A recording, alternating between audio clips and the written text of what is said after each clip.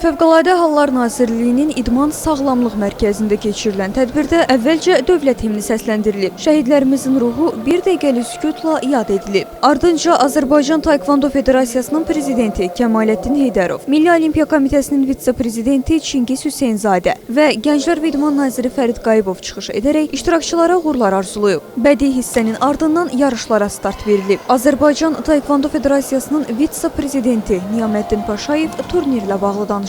Ümumi 436 nəfər idmançı iştirak edir, güclərini sınırlar. Bu yarışa qatılan bizim bu 3 gündə gənc idmançılarımız döyüşürlər. Burada bizim yeniyetmələr arasında, gənclər arasında Avropa Dünya Çempionatının mükafatçıları döyüşdülər, öz güclərini sınadılar.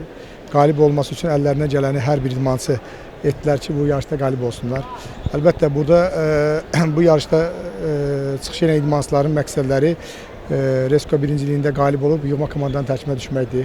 Finala qədər yüksəlib, yığma komandaya cəlb olunması üçün hər biri əlindən gələn etdilər. Turnirdə 72 klub və idman cəmiyyətindən ümumilikdə 436 taekvondoçu mübarizə aparacaq. Yarışa sabah yekun vurulacaq.